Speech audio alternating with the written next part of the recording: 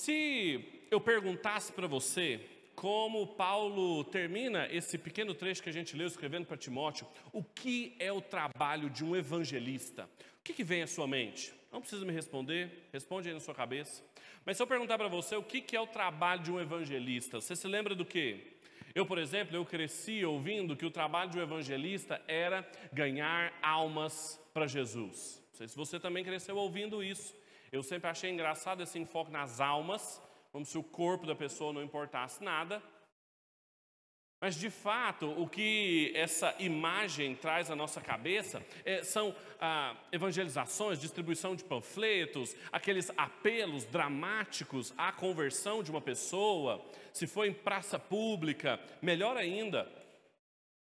Esse, de fato, é um trabalho de um evangelista, a gente pode dizer que a pessoa está evangelizando assim. Agora,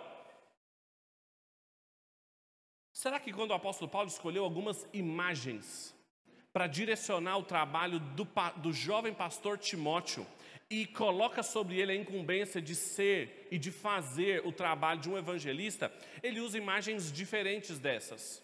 Essas imagens que mexem com o nosso coração, talvez você tenha se convertido numa cruzada dessa, numa evangelização dessa natureza, mas parece que quando a gente pensa nisso, palavras como ensino, doutrina, insistência, exortação, que são os termos que o apóstolo Paulo usou aqui, parece que não combinam com a imagem de um evangelista gritando nas ruas, nas praças públicas e distribuindo panfletos. Parece que o apóstolo Paulo tinha em mente um trabalho diferente de ser um evangelista. O lugar das escrituras, a suficiência da palavra, o imperativo para pregá-la. Parece que Paulo usava outras metáforas. E eu queria explorar cada uma delas com vocês essa noite. Se você não sabe, essa segunda carta que Paulo escreveu para Timóteo, muito provavelmente foi a última carta, a última correspondência que o apóstolo Paulo enviou. O contexto dessa carta é o apóstolo Paulo preso em Roma, depois da quarta viagem missionária dele. O livro de Atos narra até a quarta viagem. Então, isso aqui, o que está acontecendo é depois de Atos 28, quando ele volta para Roma, é preso ali e vai ser martirizado. E ele escreve para Timóteo, um jovem pastor que ele havia deixado numa grande cidade chamada Éfeso, para pastorear uma igreja ali. Ele já havia escrito correspondências para Timóteo, ele já havia viajado com Timóteo. E aí ele escreve agora, por volta de 64, 65 depois de Cristo, ele provavelmente foi martirizado em 67. Ele escreve consciente de que ele está indo rumo à morte. Em determinada altura da carta ele fala: eu já estou sendo oferecido como libação, como uma oferta. Então, por causa disso, e aí ele escreve para Timóteo. Então ele escreve uma carta que é quase que um testamento. É como se o pai da fé de Timóteo estivesse escrevendo para ele, seu filho, que vai continuar o ministério, que tem a incumbência de compartilhar a palavra de Deus. Ele então precisa escrever para ele algumas coisas, lembrando-o de algumas importantes lições. O John Stott, um importante pastor anglicano do século passado, certo que ele morreu nesse século, mas o ministério dele foi todo no século XX, ele escreveu um comentário de Timóteo chamado tu porém, porque o apóstolo Paulo usa várias vezes essa expressão que nós vimos aqui no último versículo. Ele descreve uma prática da igreja, uma prática negativa dos seus tempos, e ele fala: você, Timóteo, porém, tu, porém, você, ao contrário, procede de outra maneira. E aqui ele faz uma série de considerações.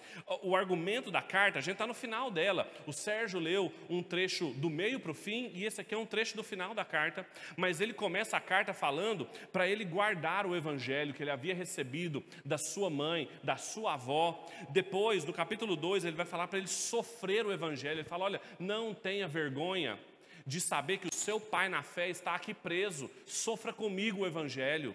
Aí no capítulo 3, ele faz uma série de exortações para ele permanecer no evangelho. Foi o que o Sérgio leu, sobre a suficiência da palavra de Deus, para ele permanecer nela, para ele não ser tentado a sair de perto dela. E aí então ele termina a carta exortando Timóteo a pregar o evangelho. Pregue a palavra. E o texto em que nós chegamos aqui, As últimas palavras registradas do apóstolo Paulo, prisioneiro, é sobre essa solene incumbência do ministério. O ministério meu e seu, não pense que é só de Timóteo, porque era pastor numa igreja, mas ele usa aqui a imagem de um evangelista, do trabalho de evangelização, que eu e você temos que cumprir também. E ele faz uma série de características, uma série de considerações aqui sobre esse ministério, sobre o trabalho de um evangelista, sobre as dimensões dessa incumbência. E eu gostaria de resumir o ensino aqui, muito rico, com 4 dimensões dessa incumbência. Essa incumbência, essa solene incumbência do ministério, ela dizia respeito a Deus, à igreja, à sua cultura e ao próprio evangelista. Ele tinha incumbências com Deus, com a igreja, com a cultura e consigo. Eu queria explorar cada uma delas. Olhe de novo aí no versículo 1, as incumbências que Timóteo tem com Deus. Veja, diante de Deus e de Cristo Jesus, que há de julgar vivos e mortos pela sua manifestação e pelo seu reino, peço a você com insistência que, até aqui.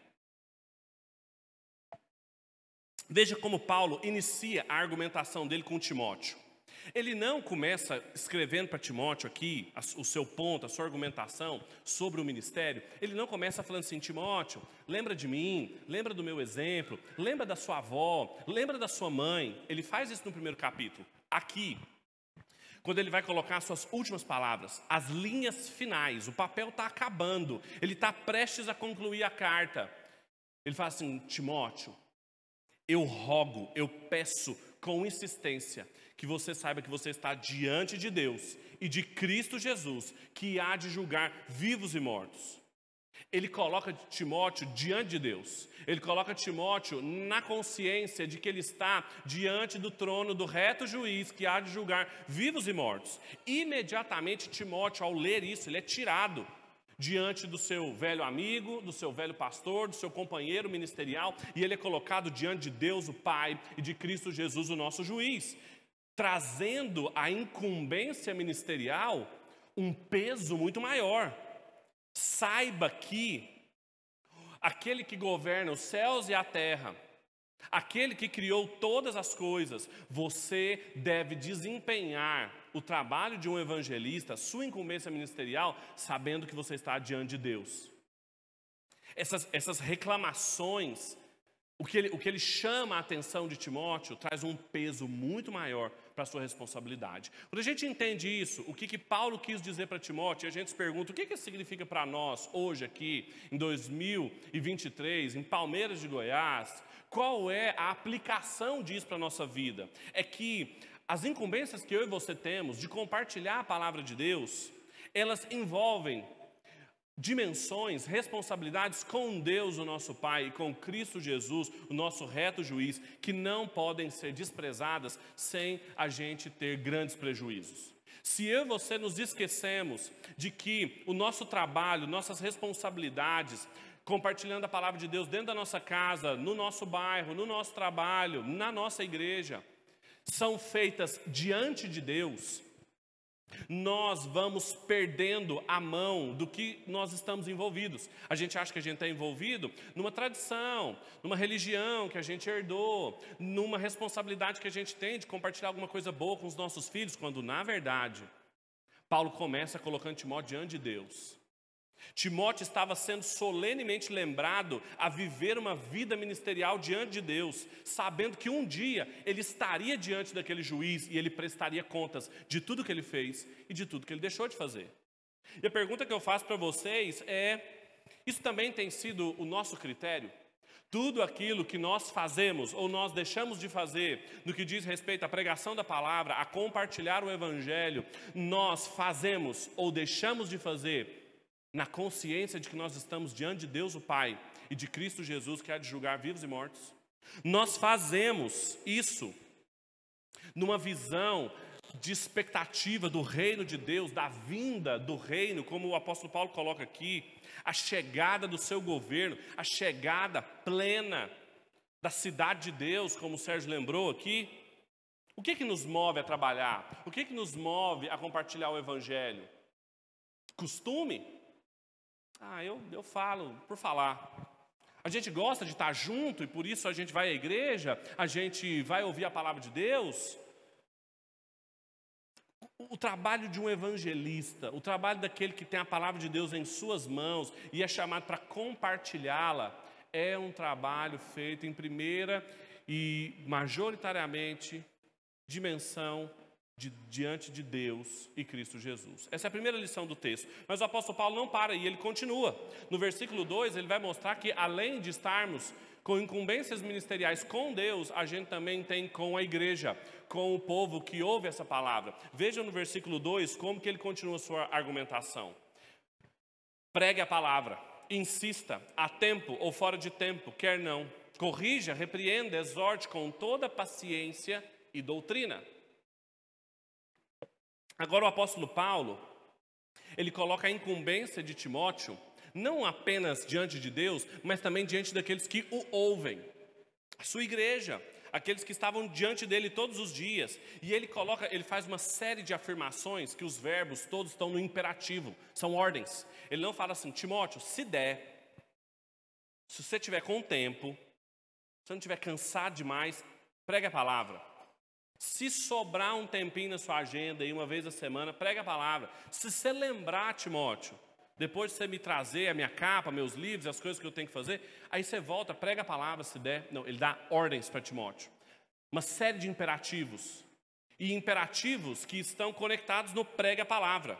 O verbo aqui para pregar, ele está numa construção no grego que dá um caráter definitivo das ordens. Timóteo sabia o que ele estava ouvindo. Timóteo tinha clareza da ordem que ele estava recebendo.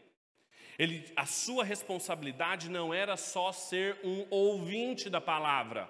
A suficiência das Escrituras não está apenas em nos ensinar, mas também de pregarmos a palavra, de compartilharmos a palavra.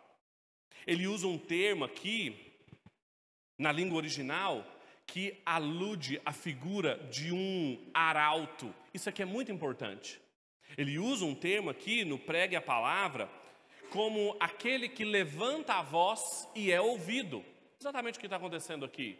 Hoje em dia a gente vive um tempo em que pregar a palavra se tornou qualquer coisa. Tem igrejas, inclusive, aí que eles colocam uns bancos assim em cima do palco, ficam conversando um com o outro, parece que está num podcast. E aí fala que aquilo foi um culto e que aquilo foi a pregação da palavra. Todas as imagens do Novo Testamento, quando se falam de pregadores, elas usam a imagem de um arauto, um mensageiro, aquele que anuncia, aquele que traz uma mensagem. O próprio termo euangelion, na língua original, é uma boa mensagem. O angelion era um carteiro, um mensageiro. Paulo está falando, prega a palavra. Como um arauto, como quem tem o que dizer, não é como quem está discutindo ideias, elucubrações, um livre pensador, não, como um arauto que tem uma mensagem. E ele dá algumas características aqui, ele fala, pregue a palavra, com prontidão, insista. O termo que ele usa aqui significa estar pronto, disponível, insista. Dê senso de urgência para aquilo que você está fazendo. Pregar a palavra de Deus é alguma coisa urgente, que pesa sobre os nossos ombros. O arauto cristão que está lidando com assuntos de vida ou morte. Não é uma questão assim, o que você pensa, o que você acha sobre a Bíblia, o que você pensa, o que você acha sobre Jesus. Isso diz respeito aos seus destinos finais. É um assunto de vida ou morte. Insista, trate com urgência, tenha prontidão. Quer seja oportuno ou não. Ele usa uma palavra aqui, literalmente é como se fosse num tempo bom ou sem tempo. É por isso que algumas Bíblias trazem a tempo e a fora de tempo, não é? Ele usa o termo eukairos e akairos. É como se ele estivesse dizendo assim, sendo oportuno ou não, sendo a hora de pregar ou não, pregue. Se não é a hora de pregar, pregue. Se as pessoas acham que não é o momento da pregação, pregue. Insista. Fale, tenha prontidão. A responsabilidade da dimensão da palavra de Deus que tem diante de você, não importa muito se está incomodando, se é educação, é para você falar. Agora, ele usa também outros 3 imperativos para mostrar como que tem que ser uma pregação com discernimento. para falar sobre o evangelista que anuncia de formas diferentes a palavra de Deus, exatamente o texto que Sérgio leu aqui, a palavra de Deus ela é boa e útil para uma série de coisas diferentes, é preciso ter discernimento para saber para que ela serve. Ele fala, pregue a palavra a tempo e fora de tempo, e aí ele diz, corrija, repreenda, exorte. São coisas distintas. A Bíblia ela é suficiente, quando nós falamos da suficiência da palavra de Deus, ela é suficiente para nos ensinar, ela é suficiente para nos corrigir, para nos repreender. Paulo usa palavras diferentes para mostrar a amplitude da Bíblia. Ela é útil para a repreensão, para o ensino, para o treinamento na justiça. São coisas diferentes. A palavra de Deus não serve só para nos mostrar o que a gente faz de errado. Ela também serve para nos mostrar como a gente deve viver certo. E não só isso, mas ela também mostra por que nós vivemos assim e como nós vamos viver assim. Essa é a suficiência da palavra de Deus. A gente não precisa acrescentar a ela nada. E ele usa termos diferentes aqui para falar desse discernimento que o pregador tem que ter. Prontidão, discernimento e as últimas palavras, com toda a paciência e doutrina, fala sobre o empenho. A paciência de alguém que está sofrendo provação. Talvez uma das coisas que mais desanimem os pregadores, os professores, os evangelistas, é que parece que eles pregam. As pessoas ouvem, mas não mudam. Parece que a palavra de Deus não gera frutos. Parece que a igreja não cresce. Parece que os meus filhos não mudam, meu casamento não melhora. Paulo está falando para Timóteo, pregue, insista, fale com toda paciência. Não é com alguma paciência, com toda paciência. E doutrina. Timóteo deveria ter paciência, mas ele não deveria prescindir dos princípios doutrinários. Timóteo devia ter paciência, mas não negar a verdade. Ficar impaciente e acabar negociando a verdade para ver alguns frutos. Não. Frente ao descaso que ele enfrentaria das pessoas que não estariam dispostas a ouvi-lo, ele tinha que ter paciência, mas também doutrina. Não só doutrina, sem paciência. Tem muita gente que tem muita doutrina, mas tem pouca paciência. E muita gente que é paciencioso, mas pouca doutrina. Paulo orienta Timóteo, pregue, insista, quer seja oportuno, quer não, com toda paciência e doutrina. Quando a gente entende essas coisas, a gente se pergunta o que isso significa para nós. É que eu e você temos uma incumbência de compartilhar a palavra de Deus com aqueles que nos ouvem, uma incumbência com o povo de Deus que não pode ser desprezada. Eu e você não podemos guardar para nós, no fundinho do nosso coração, tudo aquilo que Deus tem nos ensinado na sua palavra, mas pelo contrário, pesa sobre os meus ombros e os seus a responsabilidade de compartilhar o evangelho. E para isso, a gente tem que estar pronto, ter discernimento, estar empenhado, paciência. Isso é um compromisso com aqueles que nos ouvem, por causa do chamado que a gente recebeu de Deus, que o apóstolo Paulo começou dizendo. Da mesma maneira como Satanás nos tenta de diversas maneiras, João Calvino comentando esse texto, ele vai dizer que Deus também, de múltiplas formas, orienta os seus pregadores a pregar, insistir, corrigir, exortar, sem prescindir da verdade. Esse tem sido o meu e o seu critério para servir as pessoas. A gente tem paciência para pregar, insistir, para corrigir. Nós temos tido doutrina, nós temos prescindido da doutrina por falta de paciência. O apóstolo Paulo deixa claro aqui para nós como que o evangelho pesa sobre os seus ministros a incumbência diante de Deus e diante do seu povo de pregar a palavra. Mas além disso, Paulo também tem uma incumbência com a cultura da sua época. E ele fala isso para Timóteo. E isso é importante também para nós. Veja o versículo 3 e 4 aí da sua Bíblia.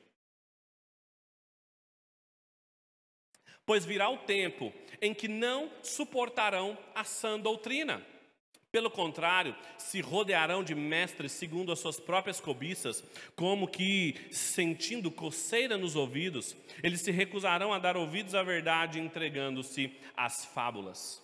Esse trecho começa com um porquê. É como se Paulo estivesse explicando para Timóteo. Ele falou para Timóteo, olha, prega a palavra, insista, corrija. Por quê? Porque vai chegar um tempo em que as pessoas não vão suportar a sã doutrina.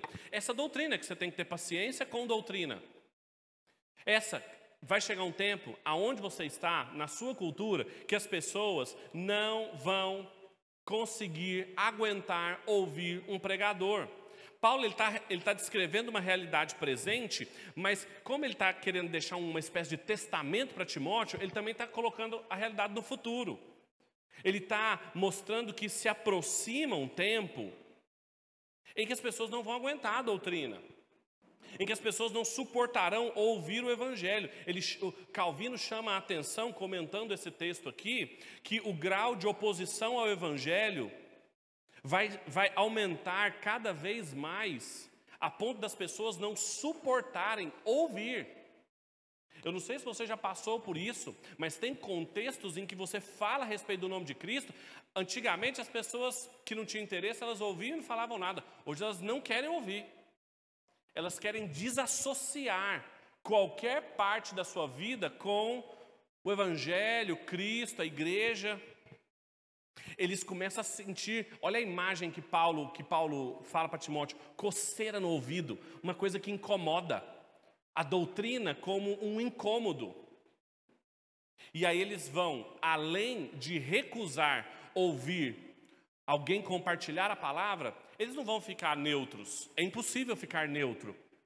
Eles vão fazer o quê? Amontoar mestres para si. Veja, ele diz que eles vão procurar mestres segundo as suas próprias cobiças. Segundo aquilo que eles estão cobiçando, aquilo que eles querem, eles vão procurar os gurus, os influencers, as figuras midiáticas, para poder falar o que não vai coçar nos seus ouvidos, o que não vai doer os seus ouvidos, mas pelo contrário, vai saciar a sua cobiça. E veja, o John Stott, ele chama a atenção para um fato aqui interessante, de que as pessoas abrem mão de ouvir a doutrina para saciar suas cobiças. Veja, a pessoa não troca a suficiência da palavra de Deus por um outro raciocínio elaborado. Ela troca a palavra de Deus pelas suas cobiças. Ela troca o Evangelho por fábulas. Ele usa aqui mitos, histórias, invenções, amontoando para si um monte de mestres, mas mestres segundo as suas cobiças. O mestre não é nem importante. Nem interessa quem que é o mestre, interessa se ele fala aquilo que eu quero ouvir. A gente não é assim? A gente vai seguindo as pessoas, às vezes até os pastores, os teólogos, os nossos pregadores favoritos, aí eles começam a defender umas coisas esquisitas que a gente não gosta, a gente bloqueia, a gente deixa de seguir, a gente denuncia. Não é não? Porque a gente gosta de ouvir aquilo que nos agrada. As pessoas mudam de igreja por causa disso. Amontoando mestres para si, querendo saciá-los. E veja, não é um mestre, precisa de muitos. Precisa de um monte deles. Porque poucos não são suficientes para saciar as nossas cobiças. Paulo está dizendo, olha, prega a palavra diante de Deus e de Cristo Jesus, que há de julgar vivos e mortos. Prega a palavra, corrija, insista, repreenda. Com paciência, mas com doutrina. Por quê? Porque vai chegar um dia em que as pessoas não vão suportar essa doutrina. E elas vão amontoar um monte de mestres para si, segundo as suas cobiças. Quando a gente entende isso aqui que Paulo falou para Timóteo, e a gente se pergunta o que isso significa para nós, é que eu e você, porque temos a palavra de Deus diante de nós, temos uma incumbência com as pessoas da nossa época, da nossa cultura. É para essa cultura que Timóteo tinha que ter paciência e doutrina. Era para uma cultura de gente sem disposição de ouvir o Evangelho, gente com muito desejo de ser agradado, procurando um monte de mestres. É para essas pessoas que Timóteo tinha que ter paciência. Às vezes eu e você olhamos para as pessoas que rejeitam o Evangelho num primeiro momento e a gente perde a paciência com elas. O nosso raciocínio é: Deus mandou eu amar o próximo, é só não ficar próximo dela, eu não preciso amar. Não é assim. Ter paciência com quem está amontoando mestres segundo as suas cobiças. Paciência e doutrina.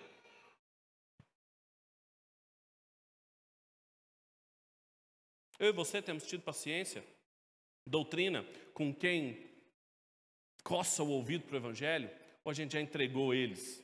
Entreguei para Satanás. A gente conhece gente assim?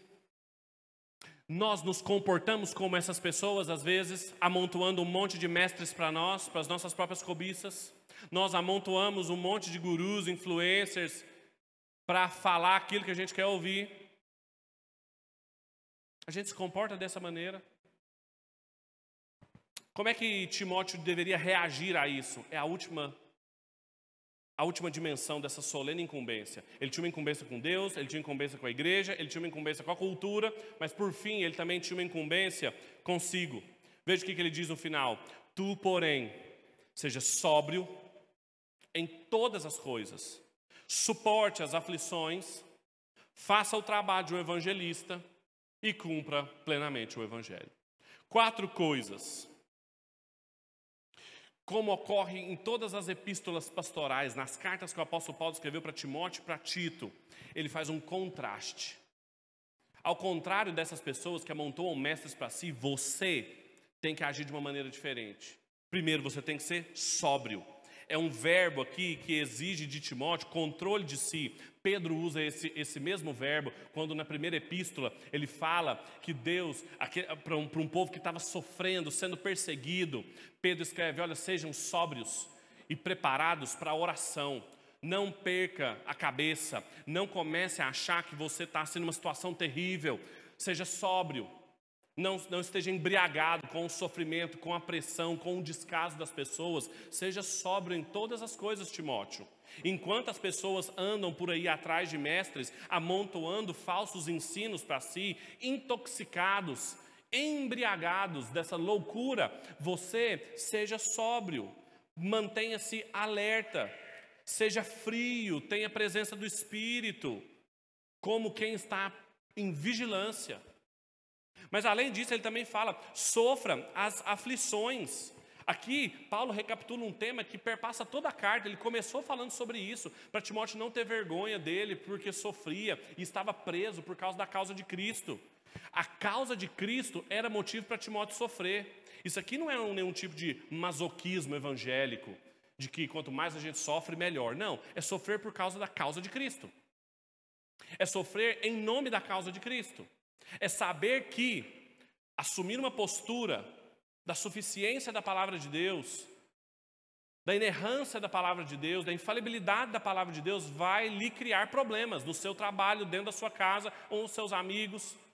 Assuma, sofra, esteja disposto a ter paciência na proclamação e perseverança no sofrimento. Aí ele vai e fala aquilo que eu mencionei na introdução: faça o trabalho de um evangelista. Aqui tem um substantivo que ocorre 3 vezes só. Apesar de a gente usar muito esse nome, né, o evangelista, na igreja presbiteriana tem até a figura, o cargo oficial do evangelista. É uma palavra que aparece 3 vezes só no Novo Testamento. Aqui, em Efésios, no capítulo 4, quando diz que Deus deu, e ele fala que deu evangelistas, e fala de Filipe, em Atos 21, que ele era um evangelista. Veja, o trabalho de um evangelista, fazer o trabalho do evangelista, é recapitular tudo isso que eu falei. Estar diante de Deus, pregar a palavra, não perder a paciência, ter doutrina, ser sóbrio, é o trabalho de um evangelista. Está vendo que o trabalho de um evangelista é muito mais difícil do que distribuir panfleto? É muito mais difícil do que ficar gritando no meio de uma praça? Pressupõe paciência, empenho, constância. Faça o trabalho de um evangelista. O que é isso? Faça da pregação da palavra de Deus a obra da sua vida, com todo o empenho, independente se o evangelista é um ofício na sua igreja, se é um cargo que você ocupa, você é um evangelista. Há 2 tipos de cristãos apenas: os missionários e os impostores. Sempre estamos compartilhando a palavra de Deus. E aí ele termina com uma frase: cumpra bem o seu ministério. É uma frase que resume tudo o que ele falou. Encerra o seu raciocínio.